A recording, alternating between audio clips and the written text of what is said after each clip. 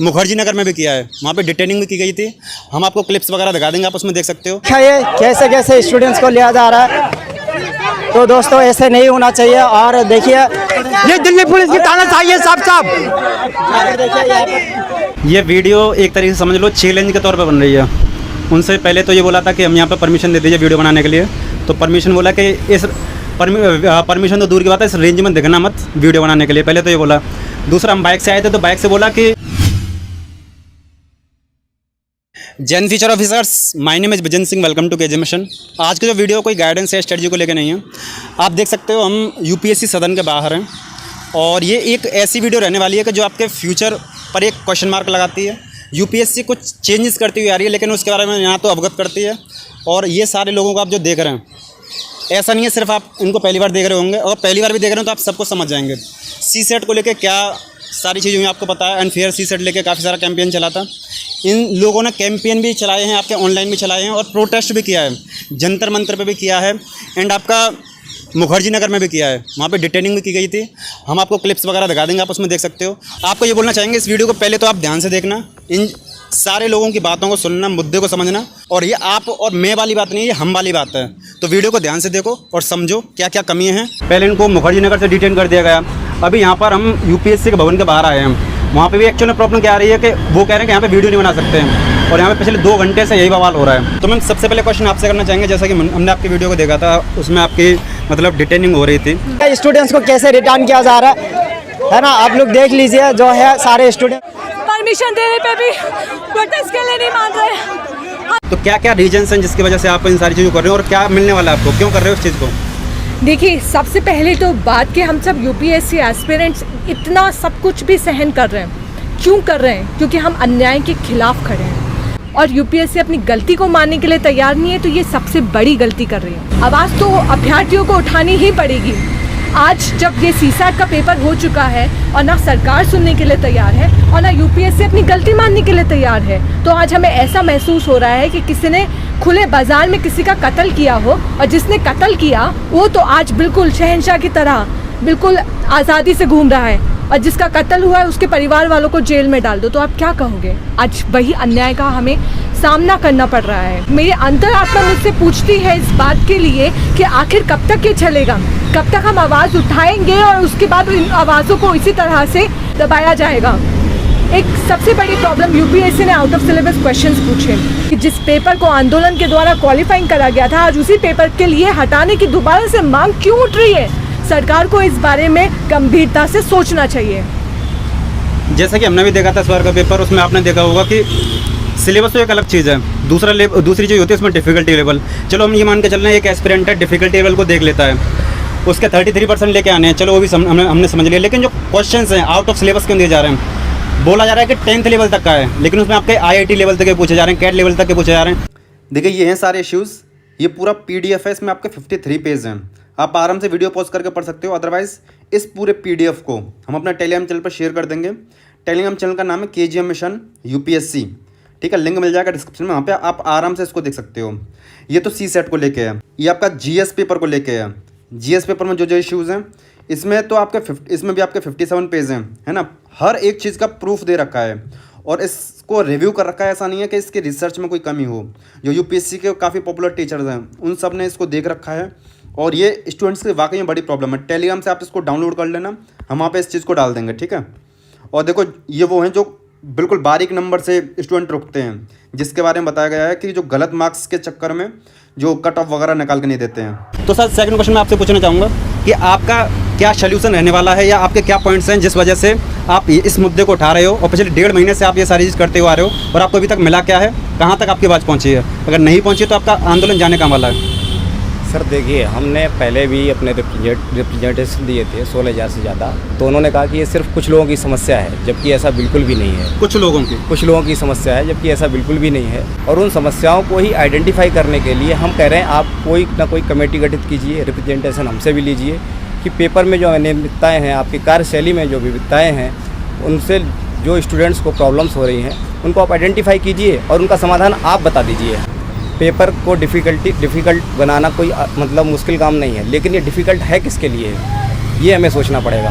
ग्रामीण वर्ग के लिए तो पूरा ही हो गया, क्योंकि वो तो उसकी तैयारी कर ही नहीं सकता है। ग्रामीण वर्ग का देखिए, आपके एजुकेशन सिस्टम में खामियां हैं, इसीलिए आपने सभी को उसको समावेशी बनाया है, सभी के सभी लोगों को अपीयर होने का मौका दिया है। ठीक है, ग्रेजुएशन आपने उसका ऑप्टिमल लेवल रखा है, मिनिमम एज 21 रखी है। इसका मतलब ये है कि आप सारे लोगों को कह रहे हैं कि आप एग्ज़ाम में अपीयर होइए, बट उसमें किसी विशिष्ट व्यक्तियों को अगर प्राथमिकता मिलती है तो ये कहीं ना कहीं दूसरे के लिए अनफेयर हो जाता है। जैसे कि अगर इसमें मैथमेटिक्स के क्वेश्चंस पे ज़्यादा एम्फेसिस किया जाएगा, और मैथमेटिक्स में भी स्पेशलिस्ट मैथमेटिक्स, मतलब कहने का ये है कि तकनीकी स्तर पे आप इसको लेके जा रहे हैं, जो कि कहीं ना कहीं सामाजिक न्याय को बुरी तरह से प्रभावित करता है। जी, ये बात बहुत इंपॉर्टेंट है। इनका कहने का मतलब अगर शॉर्ट में हम बोलना चाहें तो ये है कि अगर आप एक जो ब्यूरोक्रेसी है उसको कैसा देखना चाहते हैं, जो सिविल सर्वेंट है कैसा होना चाहिए, क्या वो मैथमेटिशियन होना चाहिए, IITian होना चाहिए, कैट का एग्ज़ाम निकाले होना चाहिए, या वो होना चाहिए जो सोशल इम्पैक्ट को क्रिएट करे, सोशल चीज़ों को समझे और उसमें अपनी चीज़ों को रख पाए। पहला पॉइंट तो ये सर, आपके क्या राय है इसमें, और आप क्यों, पहला पॉइंट में हमने बताया कि क्या सारी चीज़ें हो रही हैं, सर ने बताया सोल्यूशन, आप क्या कहना चाहते हैं आगे? मैं कहना चाहता हूँ CSAT is not only out of syllabus, it is out of standard also. Some questions are out of standard. कि मेरे सिस्टर ने कहा था कुछ questions out of syllabus, we have already filed in the court also which questions are out of syllabus, not only out of syllabus, out of standard also. Why I am saying this? Because actually standard of the questions depends upon objective of the examination.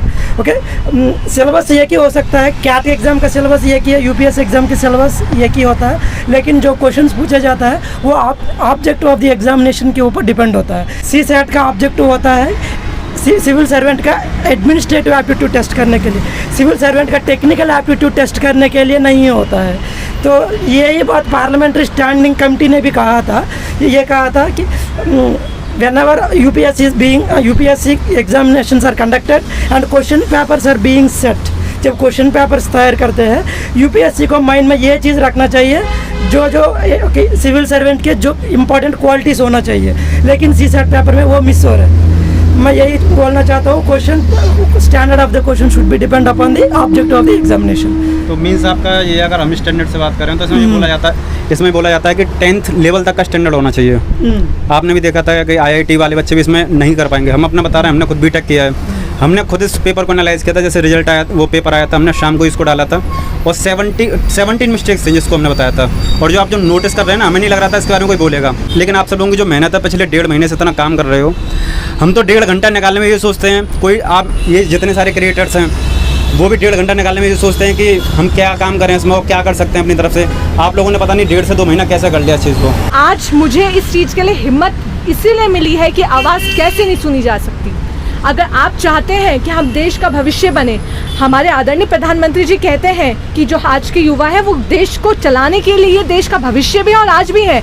तो आदरणीय प्रधानमंत्री जी, अगर आज हम इस अन्याय के खिलाफ आवाज़ नहीं उठाएंगे तो कल किस तरीके से हम देश की सेवा करेंगे। अगर आज आप हमारी बात नहीं सुनेंगे और आप हमें यही सिखा रहे हैं तो कल हम कैसे अपने देश के लोगों की आवाज़ सुन के उनके लिए काम करेंगे। देखिए, जो CSAT का पेपर और जिस तरह से इस साल का पेपर आया है, मैं तो सरकार को इस पूरी तरीके से चैलेंज करती हूँ कि जितने भी इस साल में अभ्यर्थी आए हैं, आज तुरंत ही उसकी कट ऑफ पूरी तरीके से डिस्क्लोज करी जाए।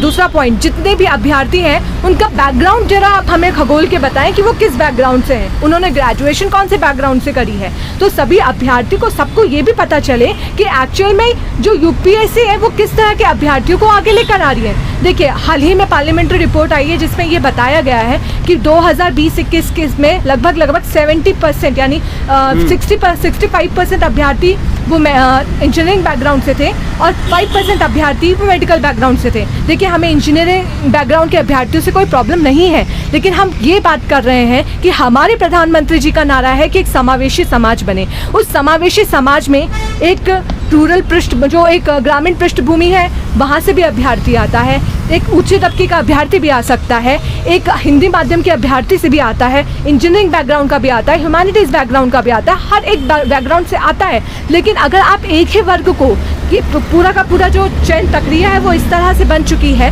कि सिर्फ एक ही वर्ग को प्रोत्साहन दिया जाता है, बाकी सारे वर्ग हैं उनको इग्नोर कर रहे हैं, तो ये पूरे देश के भविष्य के साथ खिलवाड़ है। आप ये मत समझिए कि आप कुछ ना कुछ काम करके अभ्यर्थियों का समय जिस तरह से कोर्ट में और जिस भी तरीके से आप बर्बाद करेंगे तो हम अपने आवाज़ उठानी बंद कर देंगे। यहाँ पर खड़े हैं हम न्याय की मांग के लिए और न्याय लेकर ही रहेंगे। आप जिस जगह पे खड़े हो, यहाँ पर खड़े होने की भी तो परमिशन नहीं है आपको, आप किस तरीके से न्यायालय लोगे? बिल्कुल सर, आप देखिए, आप मेरे साथ गए थे। जिस CISF ऑफिसर ने इनको कहा कि आप यहाँ पर बिल्कुल भी वीडियो नहीं बना सकते, तो मैंने उनको जाके बोला कि सर आप बोल रहे हैं कि वीडियो नहीं बना सकते, ठीक है नहीं बनाएंगे, बस आप रीज़न बता दीजिए। तो उन्होंने कहा है कि हमारे अफसर ने बोला है, सेक्रेटरी लेवल साहब ने बोला है। तो मैंने कहा ठीक है, अगर सेक्रेटरी लेवल साहब ने बोला है तो आपके यहाँ भी तो कुछ एडमिनिस्ट्रेटिव प्रोसेस होता है ना, रिटर्न में बता दीजिए कहाँ पर है लिखा हुआ। तो उन्होंने कहा ठीक है, मैं अपने साहब को बुला रहा हूँ। साहब से फ़ोन पे बात करी, क्या करी हमें नहीं पता, लेकिन कहते हैं हमें बस इतना पता है कि आप यहाँ वीडियो नहीं बना सकते। तो हमने कहा वीडियो तो नहीं बनाएंगे, लेकिन आप पहले रिटर्न परमिशन तो बताइए, रिटर्न ऑर्डर तो दिखाइए। तो हमने कहा वीडियो तो नहीं बनाएंगे, लेकिन आप पहले रिटर्न परमिशन तो बताइए, रिटर्न ऑर्डर तो दिखाइए कि यहाँ पर वीडियो बनाना अलाउड नहीं है। आपके ऑर्डर का पालन किया जाएगा, लेकिन सिर्फ उसका पालन किया जाएगा जो रूल्स एंड रेगुलेशंस है उसका, आपकी तरह नहीं कि कुछ भी लिखा और करे कुछ और। हम सत्य के साथ हैं, आपकी तरह नहीं। ऑफिशियल गैजेट नोटिफिकेशन में लिखा क्लास 10 न्यूमरेसी, और उसके बाद जब पेपर आता है तो पता चलता है कि कहाँ कहाँ तक पहुँच गए हैं। हमने उनके सामने कहा आप देखिए हम जा रहे हैं वीडियो बनाने के लिए, आप पीछे से रिटर्न परमिशन लेकर आ जाइएगा। अभी तक तो आधा घंटा हो चुका है, फिलहाल तो रिटर्न परमिशन नहीं आई है। ये वीडियो एक तरीके से समझ लो चैलेंज के तौर पर बन रही है। उनसे पहले तो ये बोला था कि हम यहाँ पर परमिशन दे दीजिए वीडियो बनाने के लिए, तो परमिशन बोला कि इस परमिशन तो दूर की बात है, इस रेंज में दिखना मत वीडियो बनाने के लिए, पहले तो ये बोला। दूसरा हम बाइक से आए थे तो बाइक से बोला कि आपकी गाड़ी का नंबर नोट कर लिया गया है और यहाँ से पुलिस आएगी और गाड़ी को डालेगी यहाँ से, अगर आपने वीडियो बनाने की कोशिश भी करी तो। फिर मैम ने बोला, मैम एडवोकेट हैं, तो मैम ने बोला कि आप पहले रिटर्न में दिखा दो कहाँ पर है। तो उसने पहले अधिकारी से बात करी, अधिकारी से बात करने के बाद में उसको समझ में आया कि रिटर्न तो मेरे पास है नहीं, इनको छिपड़ाऊँगा कैसे मैं। तो जब बात आई इस वाली तो फिर वो आया दोबारा से आके कहने लगा कि आप वीडियो नहीं बना सकते हो, चाहे आप कहीं पे भी बना लो। फिर हमने बोला, मैम ने बोला था इस चीज़ को कि वीडियो यहीं पे बनेगी और आप आके रोक लो अगर रोक पाओ तो। और ये भी बोला था कि आप किस चीज़ की बदौलत, आपके पास तो कुछ रिटर्न में है नहीं है, हमें करोगे तो हमारे साथ क्या एक्शन लोगे। तो उसके पास इसका भी कोई जवाब नहीं था। तो ये मैम ने काफ़ी साहस भरा काम किया था। और आपने मैम की क्लिप भी देखी होगी, काफ़ी मैम ने सहा है और डिटेनिंग वगैरह हुई थी तो मैम। तो भैया ये जो आप लोग प्रोटेस्ट कर रहे हो किस लिए कर रहे हो? ये इस वर्ष का CSAT के पेपर को लेकर के है, इस वर्ष के GS के पेपर को लेकर के है और पैंडेमिक कॉम्पनसेटरी अटेम्प्ट को लेकर के है। अभी जो यहाँ पर स्टूडेंट्स को पीटा भी जा रहा है, डंडा बरसाया जा रहा है, ये क्यों? दिखाइए आप लोग, पुलिस देखिए कितनी संख्या बल तैनात कर दिया है। हम गिनती के छात्रों के लिए हमें बैठने भी नहीं दिया जा रहा है। क्या शांति से हम लोकतंत्र में अपनी मांग को भी नहीं रख सकते हैं? हमें जहाँ जाते हैं वहाँ से उठा दिया जाता है, हमें परमिशन नहीं दी जाती कहीं की भी। तो क्या हम लोग अपनी आवाज़ भी ना उठाएं? हम छात्र हैं, क्या करें, आत्महत्या कर लें क्या हम? और देखिए अनफेयर CSAT का UPSC लगा हुआ, यहाँ पर देखिए ये अभी जो है यहाँ पर रिटर्न किया जा रहा है। इधर दिखाइए इधर। अभी देखिए स्टूडेंट्स को कैसे रिटर्न किया जा रहा है ना, आप लोग देख लीजिए। जो है सारे स्टूडेंट्स को इधर पुलिस फोर्स बहुत आए हुए हैं जो कि अभी रिटर्न कर रहा है। तो देख सकते हैं, इधर दिखाइए कैसे कैसे स्टूडेंट्स को लिया जा रहा है। तो दोस्तों ऐसे नहीं होना चाहिए। और देखिए स्टूडेंट जो है आराम से अपनी मांग उठा रहे थे, लेकिन आराम से प्रोटेस्ट कर रहे थे, लेकिन इन लोगों को कुछ नहीं करने दिया जा रहा। इधर दिखा। तो दोस्तों यहाँ पर देख रहे होंगे आप, जो है सारे स्टूडेंट्स को अभी उठाया जा रहा है, ठीक है, और गाड़ी में दिखाया जा रहा है ना। तो यहाँ पर देखिए स्टूडेंट्स हैं। ये पुलिस की हाँ भैया, छात्रों को जबरदस्ती धकेला जा रहा है। हाँ तो हाँ भैया क्या बताना चाहेंगे? देख रहे हैं कि ये छात्रों को जबरदस्ती गाड़ियों में धकेला जा रहा है। ये लाइव दिखाइए, इधर दिखाइए कैसे जिप्सियों में भरा जा रहा है छात्रों को।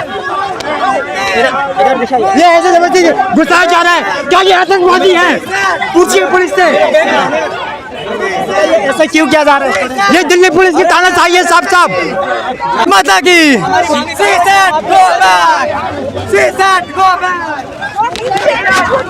नहीं, ऐसे जबरदस्ती नहीं जाने मत करिए प्लीज, मत करिए, नहीं जाने। अभी यही छोड़ दो, दिखाओ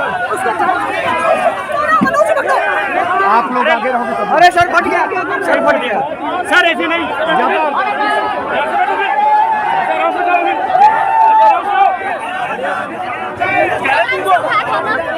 इधर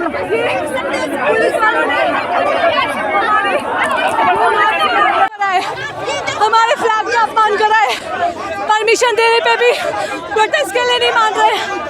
हम कैसे रुक जाएं? क्या यही भारत है आज का? तरीके से बैठे थे, बवाल कर रहे हैं ये लोग, जबरदस्ती यहाँ से मारते हुए ले जा रहे हैं। ये कहीं से भी न्याय संगत नहीं है। बच्चे केवल अपने हक और अधिकार की बात कर रहे हैं और वो सिर्फ ये मांग कर रहे हैं कि यूपीएससी और सीसेट को लेकर। लेकिन यहाँ पर आप देख सकते हैं कि लोग किस तरीके से प्रशासन जबरदस्ती रवैया अपना रहा है और किस तरीके से सीसेट की कट ऑफ डाउन होनी चाहिए मांग को लेकर जिस तरीके से न्याय संगत तरीके से छात्र यहाँ बैठे थे, सीसेट को लेकर, यूपीएससी को लेकर, यहाँ पर प्रशासन आप देख सकते हैं कैसे जबरदस्ती छात्रों को प्रताड़ित कर। शासन का ये चेहरा तो नहीं जा रहा, जहाँ दंगे हो रहे हैं, जहाँ पे लोगों की हत्याएं कर रहे हैं, मणिपुर में हिंसा है। सीसेट की कट ऑफ डाउन होनी चाहिए, लीगल सीसेट को डाउन कीजिए, तानाशाही नहीं चलेगी। पूरा हो रहा है ना, सबको पीटा जा रहा है। जहाँ दंगे हो रहे हैं वहाँ पुलिस नहीं जा रही है। हम शांति पूर्वक प्रोटेस्ट कर रहे हैं, हम यहाँ लंडे बंडे नहीं आए। लेकिन आप देखिए किस तरीके से बर्ताव हो रहा है हमारे संग। जो आज हजारों स्टूडेंट्स के साथ में हुआ है वो आपके साथ भी हो सकता है। यूपीएससी में अगर आप आ रहे हो तो ये सारी जानकारी आपके साथ होनी चाहिए। आज इनके साथ हुआ है, आज आगे आपके साथ भी हो सकता है। वो डायलॉग है ना, जलते घरों को देखने वालों, फूस का छप्पर आपका है, आग के पीछे तेज हवा, आगे मुकद्दर आपका है। उसके कत्ल पर मैं भी चुपता, मेरी बारी है भाई। तो आज इनकी बारी है, कल आपकी भी बारी आ सकती है। तो आप इस चीज को समझ के चलो, बहुत गंभीर मुद्दा है। कम से कम 100+ से ज्यादा ईमेल्स थे हमारे ईमेल आईडी पे आए थे। उन सारे ईमेल्स को हमने रिव्यू किया, फिर देखा कि क्या इसमें कितनी सारी चीजें हैं।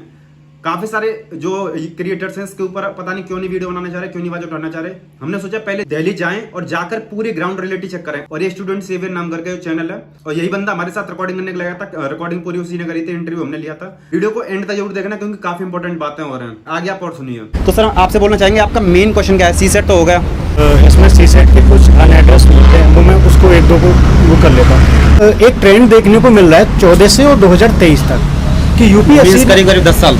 हाँ, एक ट्रेंड देखने को मिला हर साल। ये जो अपने जो सिलेबस है 7 पॉइंट का सीसेट का सिलेबस है, और ये 7 पॉइंट में पहला पॉइंट है कंप्रिहेंशन, दूसरा है logical reasoning, decision making, interpersonal skill और बेसिक न्यूमरेसी और डेटा इंटरप्रिटेशन।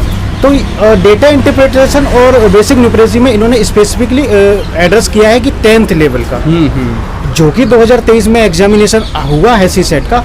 उसमें जब रिसर्च करने के बाद पता लगता है कि इन्होंने कैट लेवल की, जो कि एक स्पेसिफिक एग्जाम है स्पेशलिस्ट का, तो उसके PYQ इसमें लगाए हुए हैं और IIT के PYQ लगाए हुए हैं। तो इससे साफ जाहिर होता है कि ये आप चाहते क्या हैं। आप कुछ भी जवाब देना पसंद नहीं कर रहे, आप आउट ऑफ सिलेबस पूछ रहे हैं, आप सिलेबस को बीच कर रहे हैं, आपने एकदम से रैंडम पेपर को चेंज कर दे रहे हैं। GS का भी है तो आप 27 क्वेश्चन ऐसे पूछ रहे हैं जिसमें आप तुक्काबाजी को प्रमोट कर रहे हैं। आप क्या चाहते हैं कि जो नॉन सीरियस कैंडिडेट है वो भी सीरियस कैंडिडेट के लेवल फील्ड पे आ जाए? फिर इससे आप कैसे अच्छे जीरो के रेट को निकाल पाएंगे? आप 1 साल बाद आंसर की दे रहे हैं। 2021 में यूपीएससी के सामने 200 के समथिंग सजेशन पड़े हुए हैं पेंडिंग में, जो कि अभी तक यूपीएससी ने जो हर साल के मुताबिक सबसे कम है। 2014 में 500 कुछ सजेशन थे जो कि यूपीएससी अनएड्रेस रहते हैं हमेशा। 2021 में 200 कुछ सजेशन है जो अनएड्रेस है। सर आप क्या कहना चाहते हैं इसके बारे में? जी मैं पहले आपको बता दूं, सर हैंडीकैप्ड हैं, सर को दिखाई नहीं देता है प्रॉपर्ली, एंड उस चीज़ को आप समझ कर, दिव्यांग हैं तो आप उस चीज़ को समझ कर चलिए। जी, मैं भी यूपीएससी एस्पिरेंट हूँ और अटेम्प्ट इस बार भी दिया था। और जो सीसेट का पेपर रहा, आप लोग को ये बताना चाहूँगा कि इंडियन एजुकेशन सिस्टम में हम लोग को केवल 8वीं क्लास तक मैथ पढ़ाया जाता है, और फिर यूपीएससी के सिलेबस में ये मेंशन है कि हम 10th स्टैंडर्ड का पूछेंगे। तो बताइए कहाँ से पॉसिबल है कि कोई 8वीं तक पढ़ के और 10वीं का सवाल कैसे हल कर सकता है? इसकी वजह से हम लोग सीसेट में क्वालिफाई नहीं कर पाते और मेंस नहीं लिख पाते हैं। मैं अपना बता रहा हूँ कि हमने 4 अटेम्प्ट दिए हैं। 4 में से पहले 2 अटेम्प्ट तो मेरी तैयारी नहीं थी, लेकिन पिछले 2 अटेम्प्ट मेरे केवल सीसेट की वजह से नहीं हुए। और बताना चाहूँगा कि केवल मैं ही ऐसा उदाहरण नहीं हूँ, जितने भी लोग को मेंस लिखना चाहिए वो लोग मेंस लिख नहीं पाते। क्योंकि सीसेट में वो बाहर हो जाते हैं, और इसके फलस्वरूप अभी भी 79 सीटें 79 सीट अभी भी खाली हैं। मोदी जी कहते हैं हम लोग को दिव्यांग कहते हैं, लेकिन हम उनसे ये उम्मीद भी करेंगे कि वो अगर हमें दिव्यांग कहते हैं तो जो दिव्यांगों के लिए सीट निकाली जाती हैं, जो वैकेंसी अप्रूव की जाती हैं, उसको भरने के लिए यूपीएससी को निर्देश दे और यूपीएससी ऐसे नियम बनाए कि जो अभी तक सीटें खाली हैं वो क्यों नहीं भरी जा रही हैं, कैसे भरी जाएगी। और इस बार जो सीसेट के कारण हम मेंस नहीं लिख पा रहे हैं, उसके लिए यूपीएससी के पास क्या जवाब है, वो हम सवाल करना चाहेंगे यूपीएससी से कि हमारी क्या गलती है कि हम मेंस क्वालिफाई नहीं, मेंस में नहीं बैठ रहे हैं। सर का नाम हनुमंत है एंड सर काफ़ी हिम्मत के साथ में अपनी तैयारी कर रहे हैं और इन्होंने काफ़ी अच्छे पॉइंट क्लियर किए हैं और आप हमें यहाँ पे एक्सप्लेन नहीं होते नहीं, आप समझ गए होंगे। आपको बताना चाहेंगे, आप इस बार के 2022 के कट ऑफ देखना, उसमें जो दिव्यांगों की जो कट ऑफ है 40 पे है, यानी करीब जीएस में 20% लेके आने हैं, लेकिन सी सेट में फिर वही 33 है। तो सी सेट में भी सोचना चाहिए। मेन मुद्दा ये नहीं है कि सी सेट हटा दो, मेन मुद्दा है कि आप बाउंड्री में रहो। बाउंड्री से ये रहेगा कि एक निश्चित सीमा से क्वेश्चन आ रहे हैं और वहीं से वो सारी चीज़ पूछी जा रही है। और ये भी बताया था कि 7 टाइप्स के क्वेश्चन आते हैं, 7 टाइप के टॉपिक रहते हैं, उन सारे टॉपिक से क्वेश्चन पूछे जाएंगे। हमारा कॉन्स्टिट्यूशन ने रिकॉग्नाइज किया था 22 लैंग्वेज ऑफिशियल लैंग्वेज है। आप सीसेट पेपर में इंग्लिश और इसका ट्रांसलेशन हिंदी में दे रहे हैं, ये तो साउथ इंडियंस के साथ तो अन्याय है ना सर। देखिए, वीडियो को फाइनलाइज करते हैं कि इनके क्या क्या पॉइंट्स हैं। पहला पॉइंट तो इनका यही है कि सी सेट को लेके सबसे बड़ा प्रॉब्लम पता है क्या? सी सेट की आपने काफी बात सुनी होंगी कि आउट ऑफ सिलेबस क्वेश्चन पूछे गए हैं, वो वाली बात है। दूसरा, डिफिकल्टी लेवल 10th लेवल का बोल रहे हो, उतना लेवल हाई कैसे हो गया है।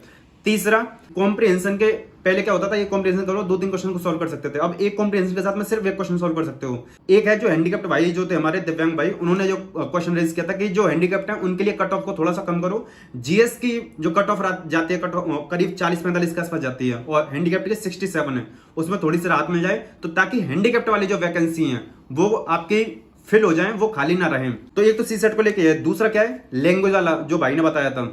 लैंग्वेज वाली बात यह है कि जो साउथ इंडियन का स्टूडेंट है ना, तो उनको हिंदी ठीक से आती ना उनको इंग्लिश ठीक से आती, क्योंकि उनको रीजनल लैंग्वेज खुद की अच्छे से आती है, तो उनको काफी क्वेश्चंस को समझने में प्रॉब्लम आ जाती है। आप समझ के चलो, आपको हिंदी भी अच्छे से आती है, इंग्लिश भी अच्छे से आती है, या एक कोई अच्छे से आती है, आप तब इतनी मुश्किल से उस क्वेश्चन को समझ पाते हो, उसके डेप्थ को समझ पाते हो। आपको पता है एक बारीकी से ही आंसर पूरा गलत हो जाता है। तो प्रीलिम्स में सिर्फ 2 लैंग्वेज आती हैं, जीएस में भी सीसेट में भी, उसका कुछ समाधान किया जाए।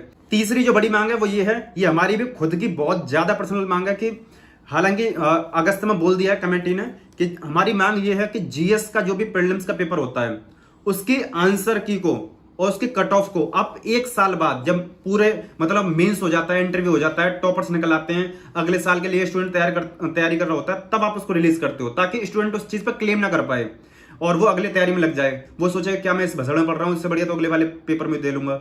आप समझ के चलो किसी स्टूडेंट के 2 क्वेश्चन सही थे लेकिन वो गलती से गलत हो गए, तो उसी से काफी सारे हजारों बच्चों में स्टूडेंट निकल जाते हैं। आधे नंबर से, एक नंबर से कितने सारे स्टूडेंट निकलते हैं जो बाउंड्री पर रहकर फेल होते हैं, सिर्फ यूपीएससी की कमी, यूपीएससी की चूक की वजह से। वो सारी चीजों में मिस आउट ना हो। हमारी खुद की पर्सनल ये मांग है कि जो कट ऑफ है, चाहे प्रीलिम्स का रिजल्ट जो है आप 15 दिन में, 17 दिन में मत निकालो, 1 महीने में निकालो, कोई दिक्कत नहीं है, 25 दिन में निकालो, लेकिन प्रॉपर टाइम लो, एक प्रॉपर आंसर की दे दो, है ना। जैसे ही रिजल्ट होता है, जैसे ही आपका पेपर होता है प्रीलिम्स का, 5-7 दिन में आंसर की, 10 दिन में आंसर की दे दो, उसके बाद में कट ऑफ दे दो, आंसर की दे दो, जिससे स्टूडेंट समझ जाए। इस वीडियो को काफी सारी क्लिप्स डिलीट हो गई, इस वजह से हम इस पार्ट को दोबारा से री रिकॉर्ड कर रहे हैं। वहां पे कम से कम 1-1.5 घंटे की रिकॉर्डिंग हुई थी। हम कोई प्रॉपर प्लानिंग से नहीं गए थे, बहुत ज्यादा प्रॉपर प्लानिंग से नहीं गए थे। सारी जो वीडियो रिकॉर्डिंग हमारे आईफोन में हो रही थी, दूसरा जो फोन है वो पूरा मतलब हीट हो गया था, हैंग हो गया था, हर एक चीज मतलब फिल हो गया था। 3-3, 4-4 फोन इस्तेमाल हो रहे थे और इस वीडियो को एडिट करने में कम से कम हमको 8-10 घंटे लग गए। 3-4 दिन का समय चला गया। 1 दिन का समय तो वहां पे आना जाना, रिकॉर्डिंग वगैरह करना, 2-3 दिन इसमें एडिटिंग वगैरह करना, हर एक चीज को रिसर्च वगैरह करना, तो आराम से बहुत समय गया है।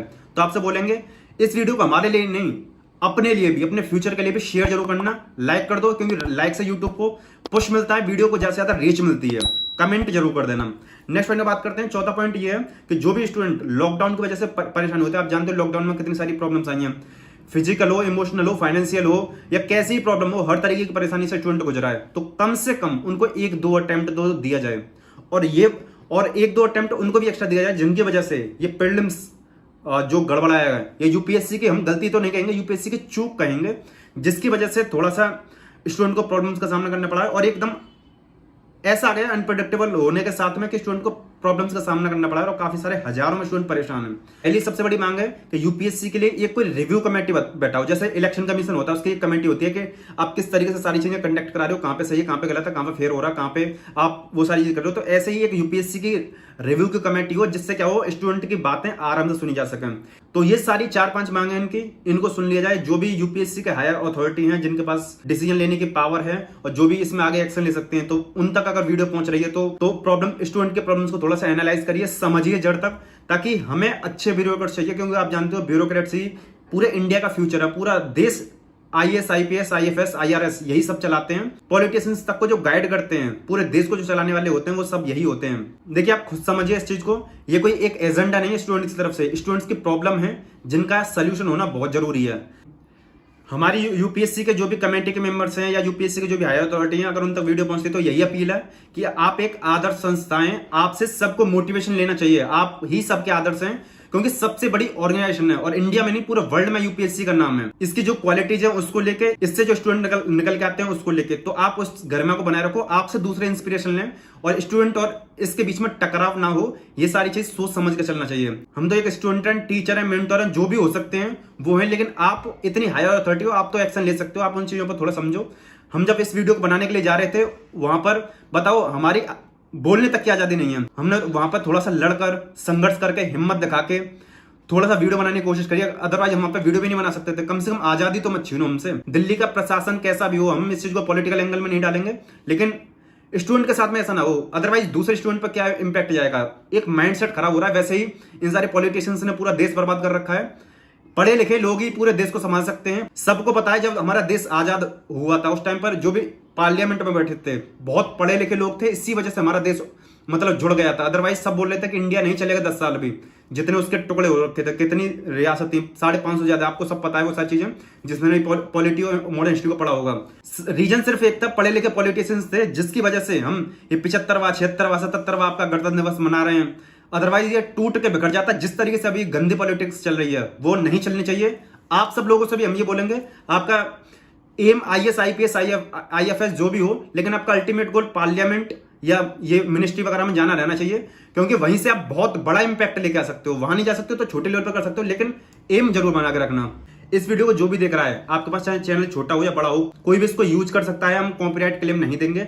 आप इसको ज्यादा से ज्यादा शेयर करो। हमारा अल्टीमेट गोल यही है कि यूपीएससी जो कमेटी के मेंबर्स हैं, यूपीएससी के जो भी हेड्स हैं, वो इन सब बातों को सुने और उनके पास तक ये बात पहुंचे। ये इन लोगों ने मिशन चलाया है। उस मिशन में आपकी सिर्फ इतनी भागीदारी हो सकती है। आपकी इस मिशन में छोटी सी भागीदारी बहुत बड़ी हो सकती है। आप अपने 2 मिनट देकर इस वीडियो को ज्यादा ज्यादा शेयर करो, लाइक कर दो, ताकि यूट्यूब को पुश मिलता है। वीडियो ज्यादा ज्यादा शेयर होते हैं। कमेंट करो, ज्यादा से ज्यादा कमेंट करो, अपनी राय भी लिखो, क्या आपकी राय है। हम लोग यहाँ पे ग्राउंड पे जाकर वीडियो बनाने की कोशिश करिए। आप भी अपना कम से कम 1 से 2 मिनट देना, वीडियो को ज्यादा ज्यादा शेयर करना। हमारे लिए नहीं, चैनल के लिए नहीं, आप इसको शेयर करना कि ताकि आपके साथ ऐसा ना हो। आप इस चीज़ की गंभीरता को समझना, ये हमारे फ्यूचर की बात है, तो आप इस चीज़ को समझ के चलना। तो सर आप सबका बहुत बहुत धन्यवाद। और इस सारे कैंपेन को चलाने के लिए हम आपको हेल्प को देना चाहेंगे और हम आपके साथ हैं। जितना हमसे हो पाएगा हम उतना करेंगे। ठीक है, इस वीडियो को समाप्त करते हैं। मिलते हैं नेक्स्ट वीडियो में। जय हिंद।